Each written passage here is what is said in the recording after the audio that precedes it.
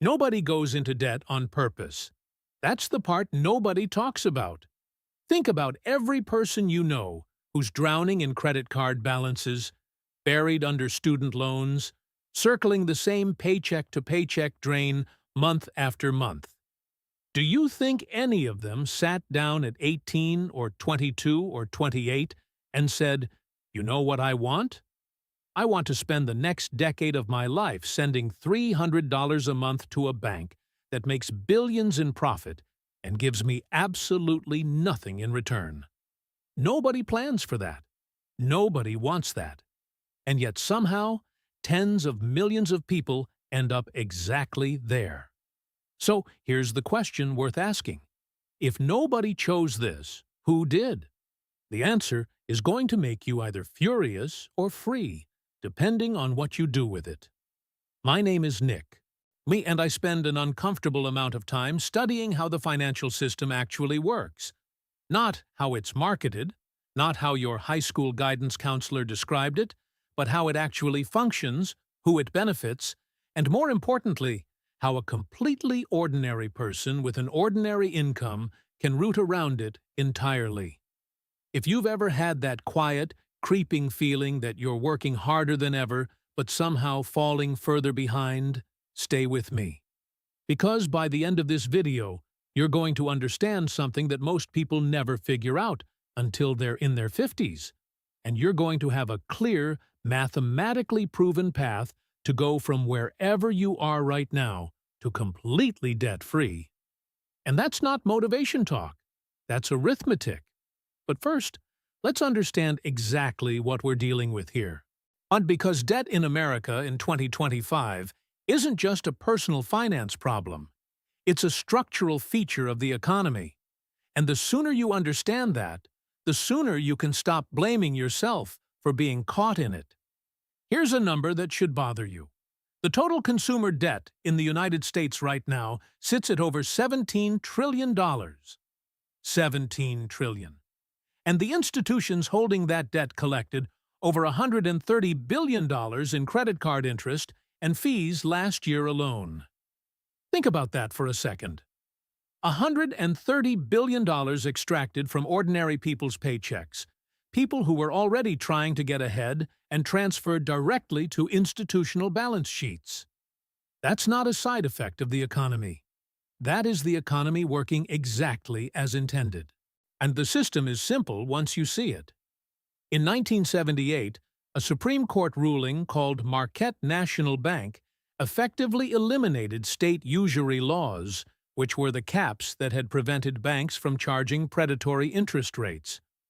Overnight, the credit card industry was deregulated. By the 1980s, the average interest rate on credit cards had climbed past 18%. By the 1990s, the promotional credit card, the one that shows up in your mailbox with a pre-approved offer and a 0% introductory rate, had become the primary tool of mass consumer debt enrollment. And by the 2000s, they had it down to a science. Here is how the science works. You spend $4,000 on a credit card. You can't quite pay it all back, so you carry $1,500. That $1,500 at 22% interest generates $330 in fees that year. Next year, you've added a little more. See, the balance grows, the interest compounds. And here's the cruel part: minimum payment structures are specifically designed so that the bare minimum you can pay just barely covers that month's interest charge, leaving the principal almost completely untouched. A $5,000 balance at 20% interest, paid with minimum payments only, will take over 30 years to eliminate and cost you more than $14,000 in total for a $5,000 television or vacation or set of car repairs. That's not a loan. That's a mechanism for turning a one-time expense into a lifetime obligation. Now, here's where it gets even more interesting, and this is the part that the credit industry absolutely does not want you to understand. The banks don't make their real money off the people who default. Defaults are an acceptable loss they've already priced in. They make their money off the people who are almost keeping up. The people who are disciplined enough to make their payments every month, responsible enough not to miss a due date, and just financially stretched enough to carry a balance. That describes about 55% of American cardholders, more than half. If that's you, you are not a struggling customer. You are their ideal customer, and the machine is working exactly as designed. $17 trillion total U.S. consumer debt, 22%, average credit card, APR 2025 55%, cardholders carrying a balance 30 years, minimum payment payoff on $5,000. But here's the part that goes deeper than the financial system, the part that lives inside your own head, and might actually be harder to defeat than the banks themselves. There's a psychological phenomenon called hedonic adaptation, and it is silently destroying more financial plans than any interest rate ever could. Hedonic adaptation means that whatever you buy, whatever you upgrade to, whatever new standard of living you achieve, your brain adjusts to it within weeks and returns to baseline. The new car that thrilled you in October is just your car by January. The apartment upgrade that felt like a reward becomes the new floor you need to maintain. The restaurant you used to think of as a treat becomes your regular Thursday. And every time your income increases, lifestyle inflation quietly, automatically moves in to consume it, leaving your savings rate exactly where it started. This is why you'll find people earning $90,000 a year who are just as financially stressed as people earning $40,000. The income went up. The spending went up to match. The gap never changed. And then debt fills that gap whenever something unexpected happens, a car repair, a medical bill, a layoff, a week where life just didn't cooperate with the budget. There is also a concept called present bias, which neuroscientists have documented extensively, that makes debt repayment neurologically painful. Your brain treats future financial pain as abstract and distant, but it treats the immediate cost of paying down debt as very real and very now. Every extra dollar you put toward your credit card balance is a dollar that isn't going toward something your brain can actually feel and experience today. So your brain fights you. It rationalizes. It argues that you deserve a break, that you've been working hard, that one more month of minimum payments won't matter. And it is completely sincere when it tells you these things. Here's what nobody explains clearly enough. Budgeting doesn't fail because people are bad at math. Budgeting fails because it's designed as a restriction system. And restriction systems create the psychological equivalent of a diet. You can white-knuckle a diet for 6 weeks, maybe 8 weeks if you're highly motivated. But eventually, deprivation triggers a binge. The more rigid the system, the more spectacular the collapse, which is why most budgets created in January are gone by March, and people feel worse about their finances than they did before they started. The system you need isn't a restriction system. It's an allocation system. And the difference is not semantic, it is the entire ballgame. Let me show you exactly what this means with numbers that are going to change how you think about your money for the rest of your life. Say you have $23,000 in combined debt. That's close to the American average when you factor in credit cards, personal loans, and lingering medical balances. It feels enormous. And if you're staring at it the way most people do as one single terrifying number, it will stay enormous in your mind forever. But here's what actually matters. Not the total. The sequence.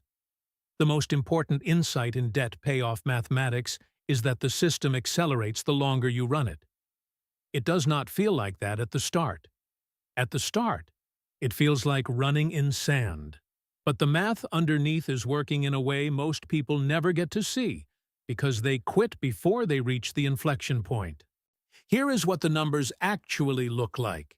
You have three debts: a $3,500 medical bill at 0% interest still sitting on a payment plan, a $7,500 credit card balance at 24% APR, and a $12,000 personal loan at 11%. Your minimum payments total $490 per month. You have $800 per month available for debt repayment.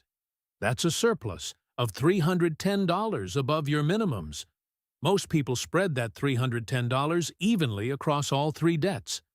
Every debt gets a little extra. Every debt shrinks a little slower.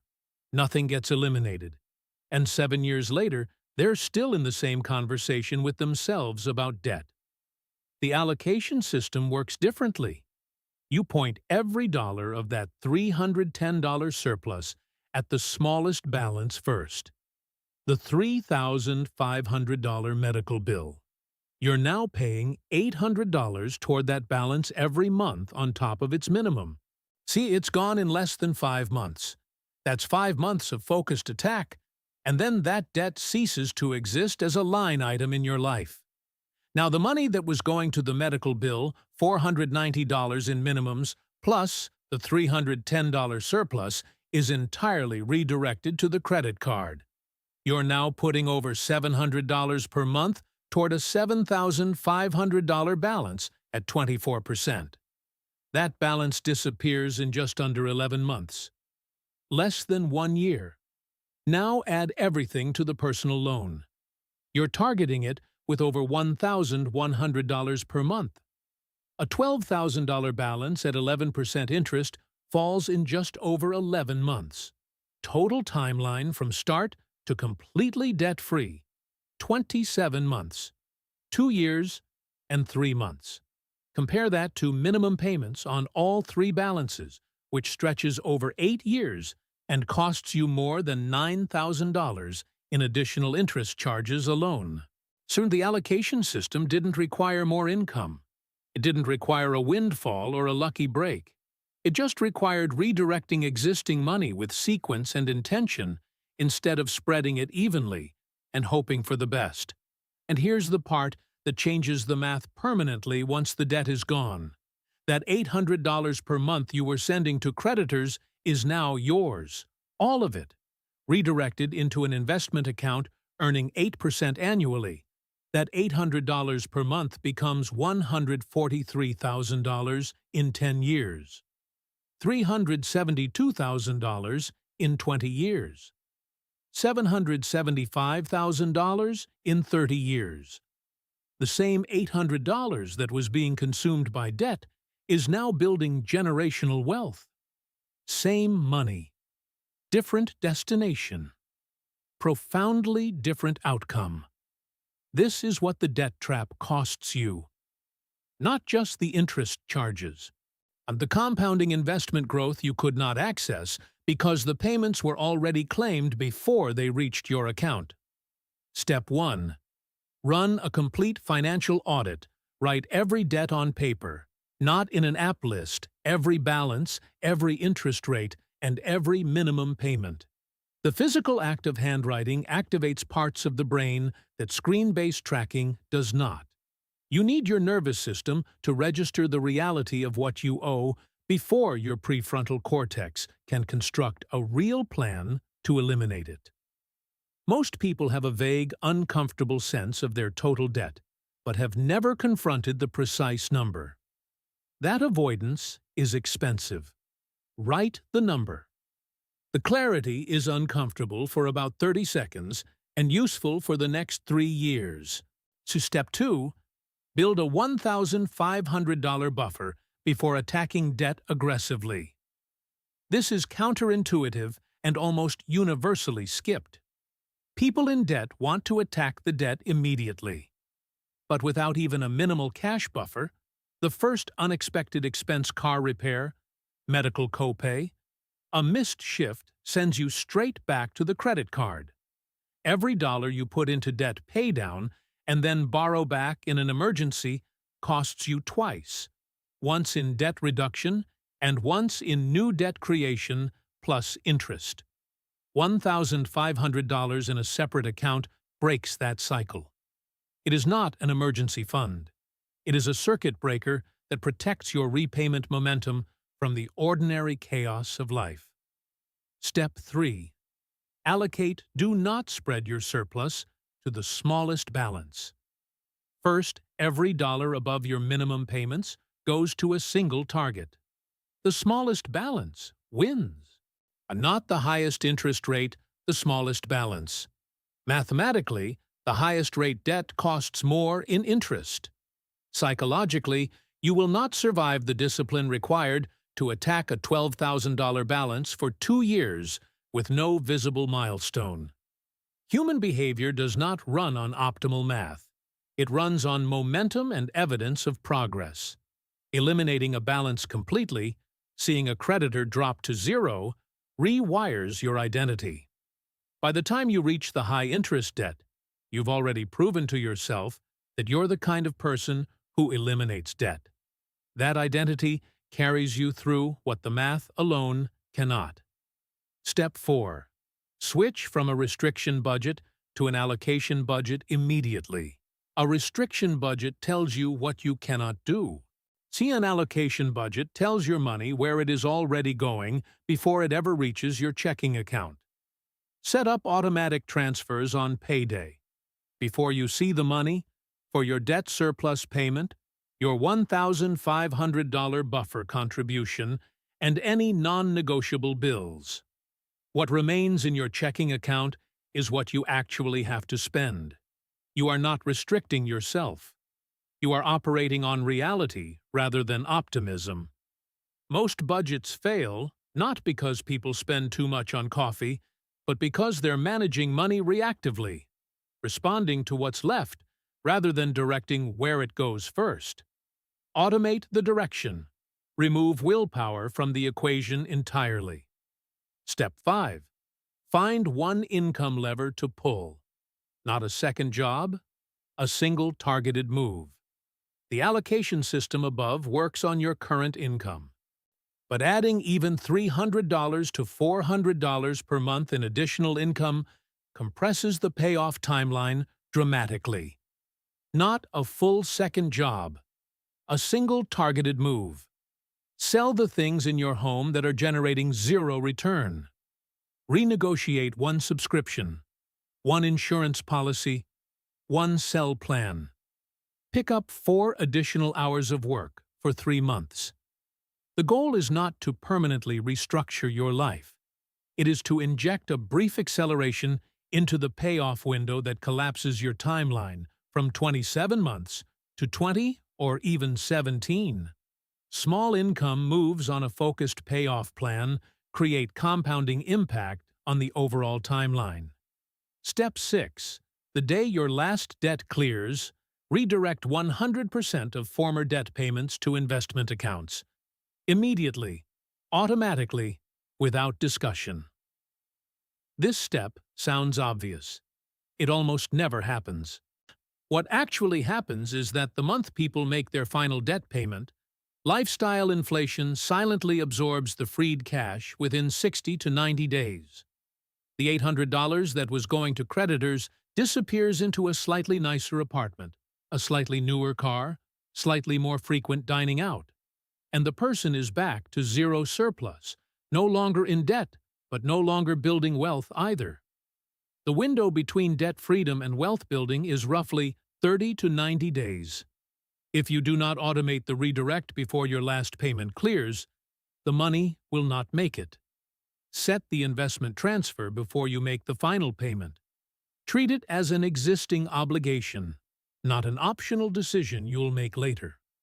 Your future self cannot trust your present self to do this without a system already in place. Debt is not a character flaw, but it is a predictable outcome of a system that was architecturally designed to enroll as many people as possible and retain them as long as possible. You did not fail to resist a neutral force.